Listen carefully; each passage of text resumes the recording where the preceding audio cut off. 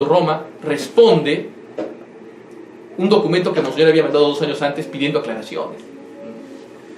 Durante los 14 meses que van de marzo de 1987 a mayo de 1988 se sucede una dinámica particular de reuniones y contactos con el cardenal Ratzinger, que era el prefecto para la Congregación de la Doctrina de la Fe, en que a cada tranquilización romana, tibia, civilina, le sucedía una declaración o amenaza de ruptura por parte de Monseñor, lo que hacía subir la oferta romana. Así, para el 28 de julio de 1987, y ante la amenaza de Monseñor de proceder a las consagraciones antes de terminar el año, la propuesta romana era la siguiente, cito: ninguna declaración exigida a Monseñor. Es decir, Monseñor no va a tener que pedir perdón por haber hecho nada, no va a tener que hacer ninguna declaración ni firmar nada, etc. Libertad para la misa.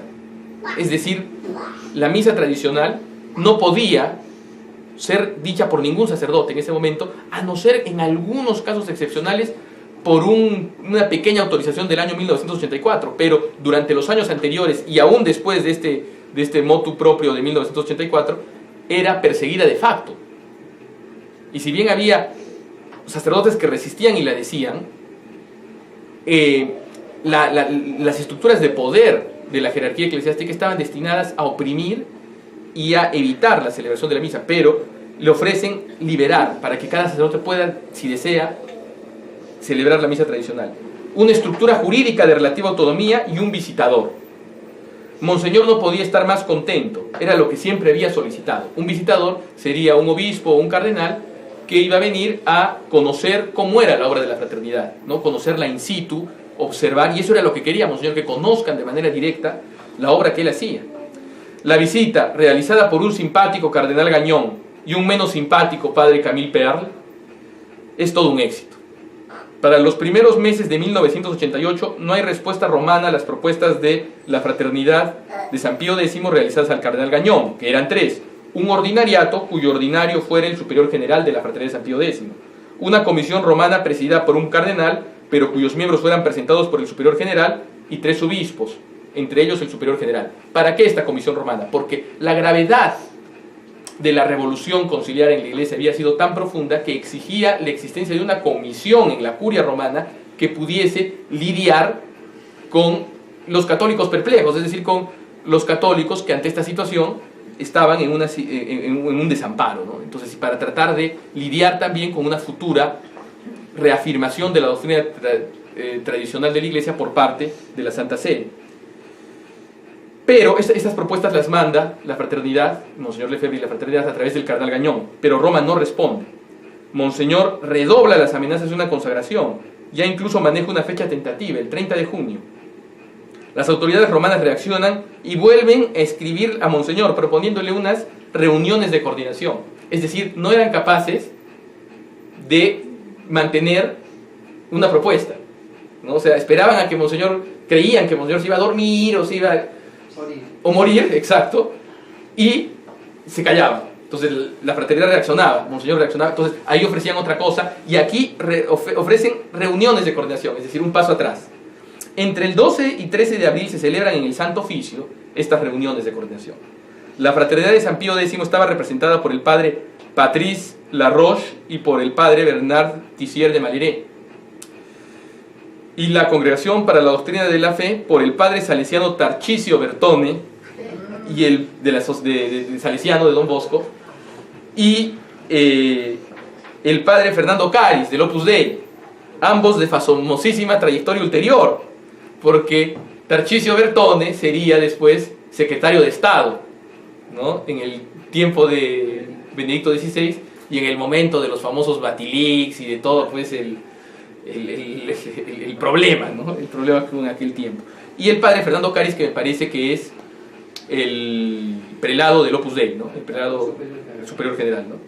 Moderaba el padre Benoit Duraud y estaba bajo la presidencia del cardenal Ratzinger. Se logra sacar en limpio una declaración para ser firmada por Monseñor Lefebvre, la famosa declaración firmada el 5 de mayo de 1988 como paso inicial en el proceso de regularización. En esta declaración se profesaba lealtad a la Santa Sede, que siempre le había tenido la fraternidad. Se consideraba que los nuevos sacramentos podían ser válidos si eran celebrados, cito, conforme a lo que la Iglesia quería. Habría que ver si la Iglesia quería que fueran celebrados en primer lugar, ¿no? Pero bueno, pero sí, o sea, era algo que también Monseñor había siempre asumido. El Monseñor había dicho que los nuevos sacramentos podían ser válidos, podían. Pero se admitía la dificultad de conciliar puntos del Concilio Vaticano II y de las reformas, especialmente litúrgicas, que le sucedieron con la tradición de la Iglesia. Es decir, admite también que hay una incompatibilidad. Y la Santa Sede admite que es permisible que las personas y la fraternidad y los fieles manifiesten esa incompatibilidad y pidan una aclaración o una rectificación. Un día antes, el 4 de mayo, Monseñor Lefebvre se reunía con sus 2 expertos y el cardenal con los suyos, ¿no? Se reúnen los 6, ¿no? Allí se puso a punto la declaración, ¿no? Pero se conversó también sobre otros asuntos. El cardenal Ratzinger deslizó la posibilidad de que, como manifestación de la unidad de la Iglesia, se celebre también en San Nicolás de Chardonnet, que es la gran iglesia de la fraternidad en París, una misa de parroquia en el Novus Ordo Missae. Luego se le dijo a Monseñor que en la comisión romana solicitada para lidiar con la cuestión tradicional, la fraternidad estaría representada solo por 2 miembros, ¿no? Y finalmente que sí, que se le sugeriría al Santo Padre que nombrara un obispo elegido dentro de la fraternidad de San Pío X y presentado por Monseñor Lefebvre. Es decir, sugiérale al Santo Padre. Primero le habían dicho, sí, le vamos a dar un obispo, no, pero ahora sugiérale al Santo Padre. Monseñor guardó silencio. El padre Patrice Laroche comentó: queda por determinar la fecha de la consagración. Era la hora de la verdad. El cardenal Ratzinger no decía nada. Laroche propuso: antes del fin del año mariano, es decir, antes del 15 de agosto. Las oficinas están cerradas por esa fecha, respondió Ratzinger. Entonces, para el día de Todos los Santos, preguntó Monseñor Lefebvre, los sacerdotes esperan que sea para el 30 de junio. Ratzinger eludió la pregunta. Que Monseñor Lefebvre diga que las cosas van por buen camino.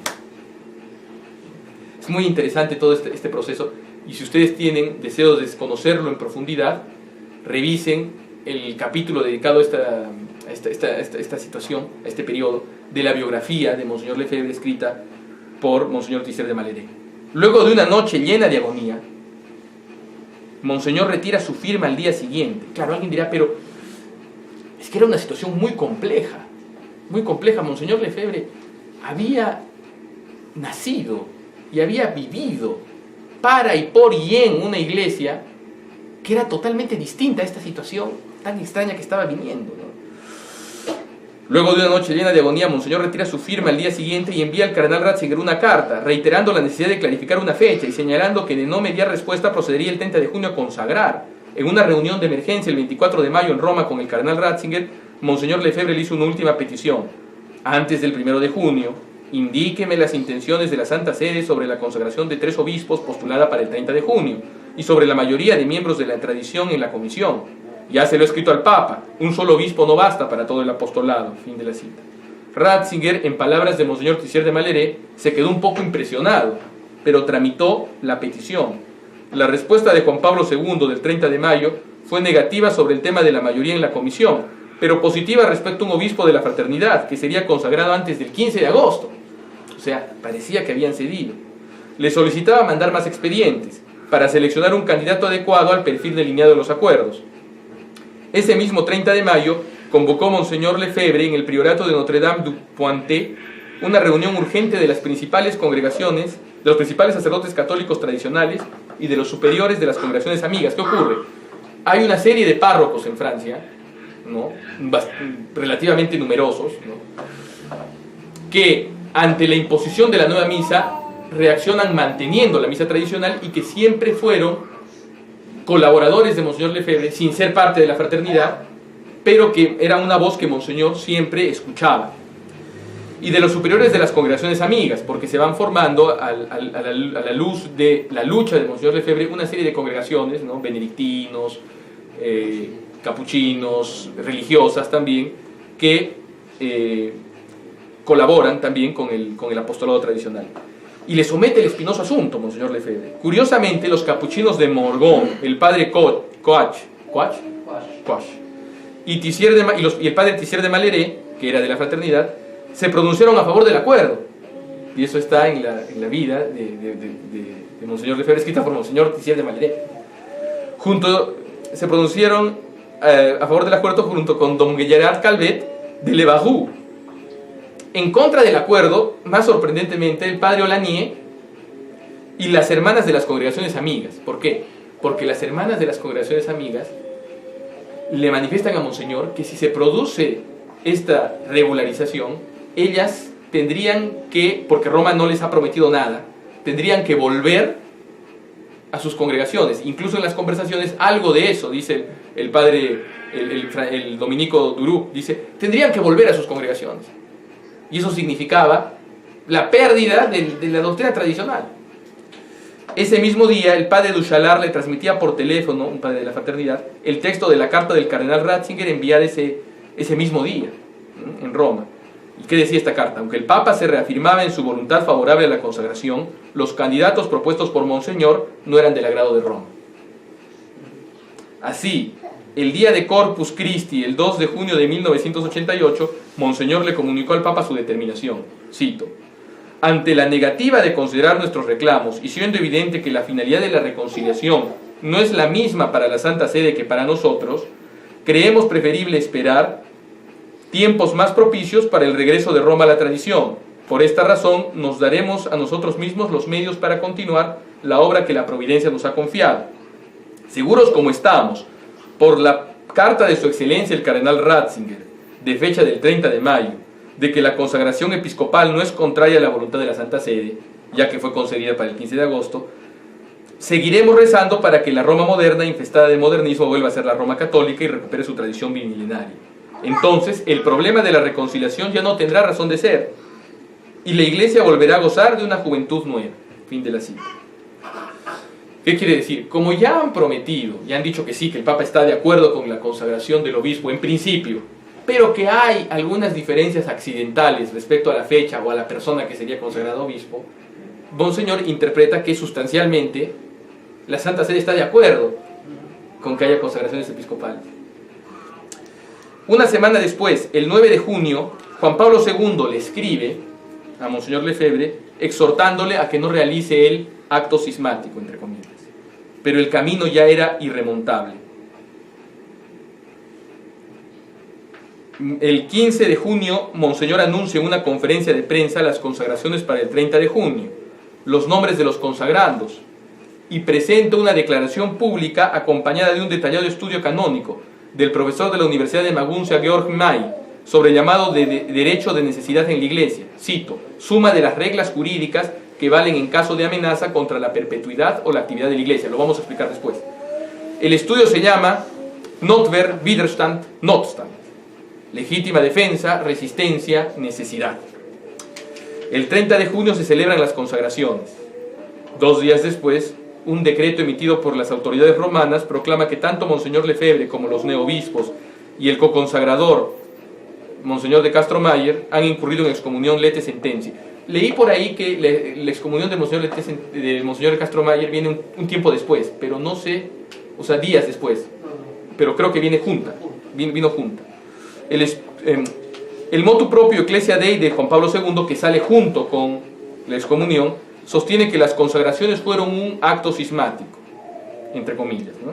Vamos a ver si en verdad lo fue. A partir de ese momento, algunos sostuvieron que la fraternidad de San Pío X y Monseñor Lefebvre habrían incurrido en un cisma, que es la separación de la Iglesia. Pero ya desde el mismo año de 1988, personajes como el cardenal Rosalío Castillo Lara, que era el presidente de la Pontificia Comisión para la Interpretación Auténtica de los Textos Legislativos de la Iglesia, explicaba lo siguiente, ya en el mismo año, ¿no? El simple hecho de consagrar un obispo sin mandato pontificio no constituye en sí un acto cismático. En sí no constituye un acto cismático. ¿Por qué? Porque hay muchos casos donde se ha consagrado obispos sin mandato pontificio y no han sido actos cismáticos, y Roma nunca los consideró actos cismáticos.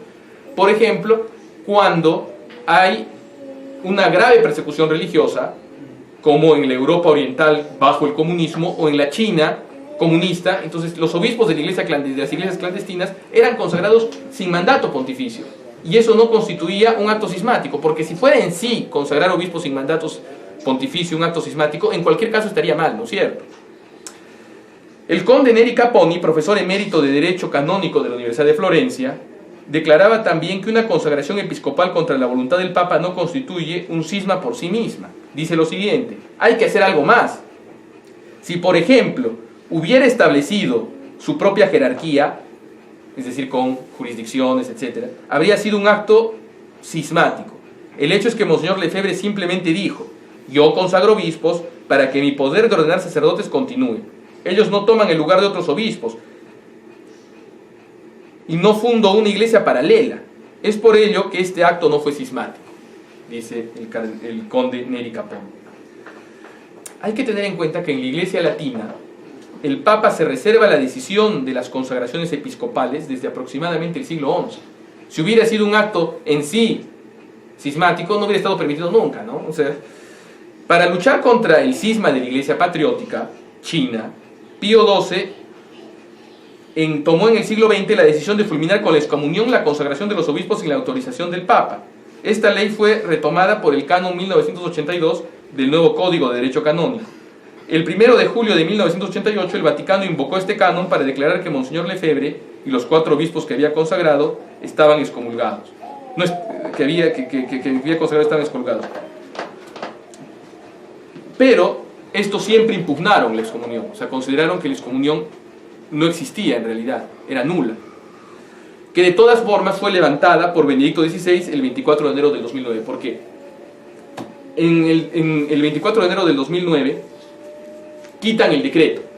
Benedicto XVI quita el decreto de excomunión y por lo tanto se quita la excomunión a todos los que estuvieron excomulgados, incluido a Monseñor Lefebvre, que ya había muerto evidentemente. ¿Cómo podía Monseñor Lefebvre, cabe la pregunta que se hace el padre Gaudrón y que le daremos su respuesta, considerar como nula una excomunión que está expresamente prevista por el Código de Derecho Canónico? La ley eclesiástica, y notablemente la que reserva al Papa la decisión de las consagraciones episcopales, puede conocer excepciones en ciertos casos extraordinarios de extrema necesidad, pues la ley suprema en la Iglesia es la salvación de las almas. Es cierto que un caso de necesidad puede suspender de esa forma la aplicación de una ley. El principio según el cual la necesidad puede suspender la aplicación de una ley positiva surge del simple buen sentido. Cuando una casa se queme en una calle de un solo sentido, los socorristas no se preocupan demasiado por ir en contra del tráfico, pues el fin prima sobre los medios. Por tanto, una ley deja de obligar cuando su aplicación atenta directamente contra su finalidad. Aquí la protección de las vidas humanas. Pero ¿qué ocurre? Alguien me dirá: entonces usted está diciendo que el fin justifica los medios. No es eso, porque el fin justifica los medios cuando estamos haciendo uso de medios intrínsecamente malos. Y aquí no se trata de algo intrínsecamente malo, se trata de una codificación positiva. Hay que distinguir la ley natural de la ley positiva. La ley natural no puede jamás tener excepción.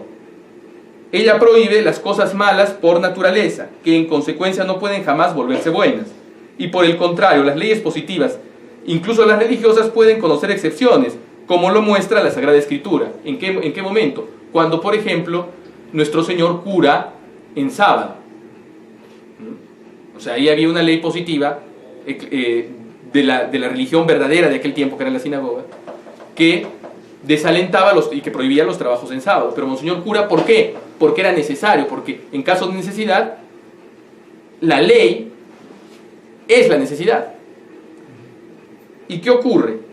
Que nuevamente, no se trata de cosas que son intrínsecamente malas, porque, por ejemplo, matar a un inocente siempre estará mal. Nunca se justifica algo que es intrínsecamente malo. Pero consagrar obispos sin mandato pontificio, como hemos visto, no es intrínsecamente malo. Alguien podría hacerlo para hacer un cisma, en verdad, y para generar una jurisdicción paralela o con malas intenciones. Pero podría hacerse con buenas intenciones, como hizo la iglesia clandestina o como hizo en este caso Monseñor Lefebvre. ¿No?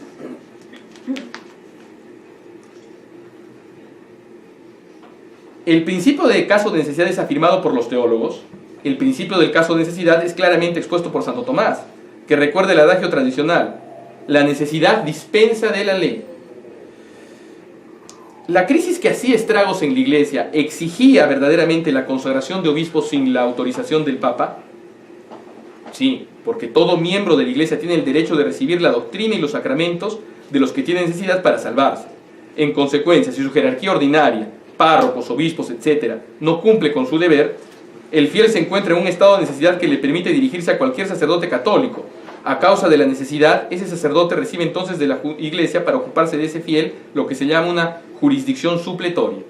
En la crisis actual, esta jurisdicción supletoria da a los sacerdotes tradicionales el poder de bautizar, casar a los fieles que normalmente no dependen de ellos. Pero como la crisis duraba y los obispos son necesarios para impartir los sacramentos del orden y de la confirmación, Monseñor Lefebvre se vio en la necesidad de consagrar obispos católicos para responder a las necesidades de las almas.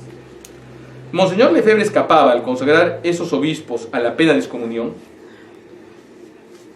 El derecho canónico dice lo siguiente: no es pasible de pena alguna la persona que cuando violó la ley un precepto obró movido por la necesidad o para evitar un grave inconveniente.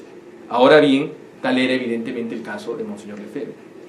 Pero ¿qué ocurre?, dice el padre Gaudron. Si Monseñor Lefebvre se hubiera equivocado al estimar que había necesidad, su excomunión habría sido válida, es decir, él habría creído que había necesidad, pero en verdad no había necesidad, y hizo la consagración.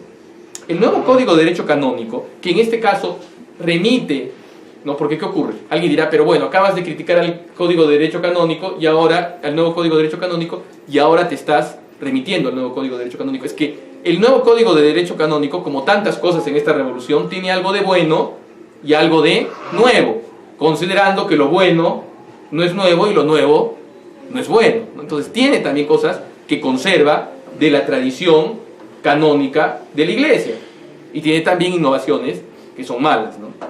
El nuevo Código de Derecho Canónico exime de la pena de excomunión no solamente a quien se encuentra en un caso real de necesidad, sino también a aquel que cree estar en semejante caso, siempre que esta convicción no se deba a culpa de su parte.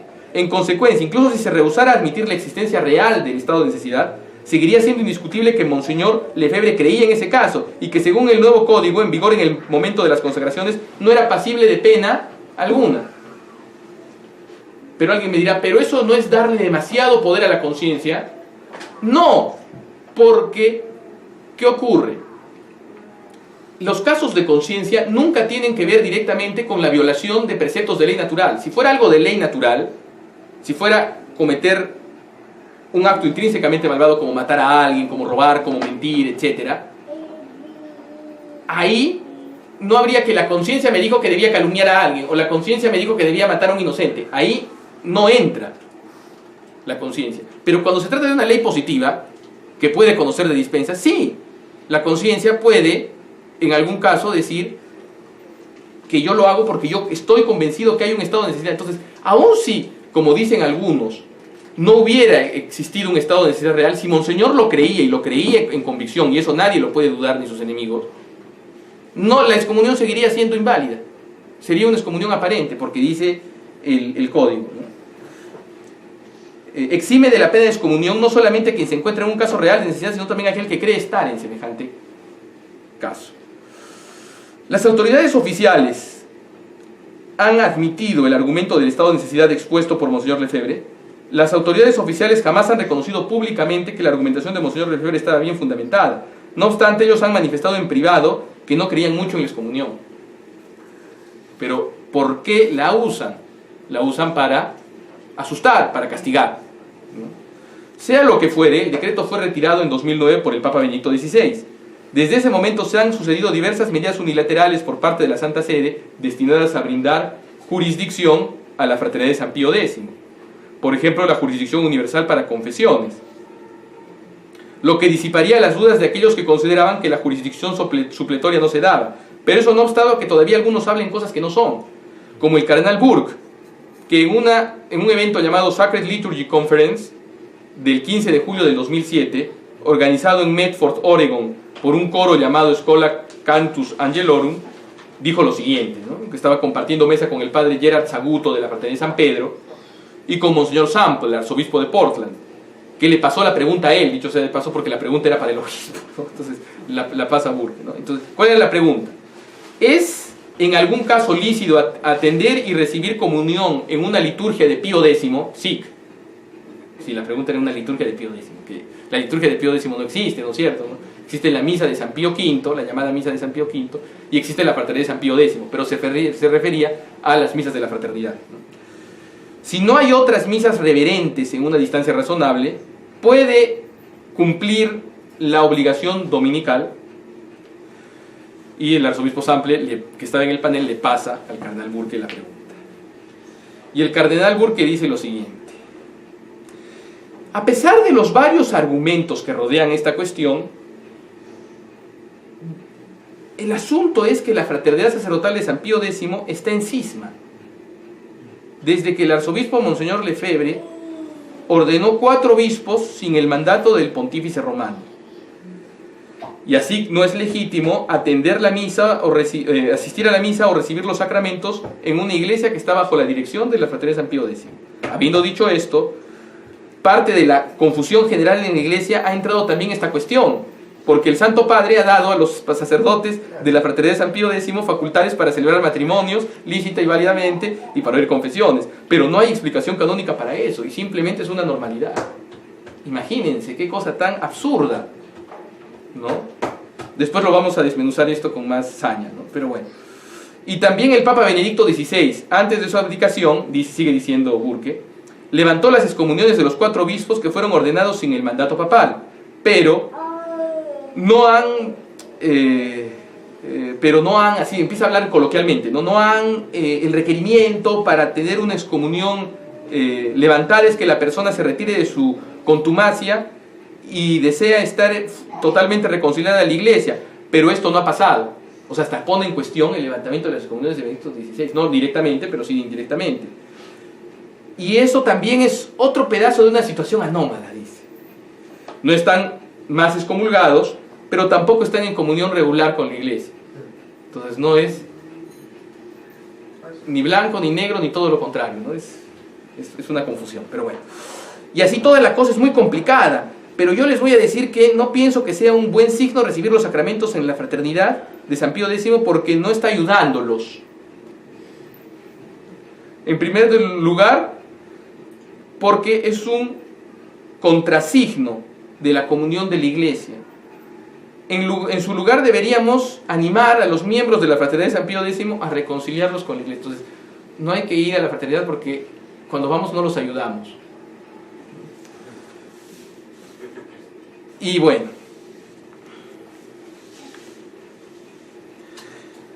debo decir que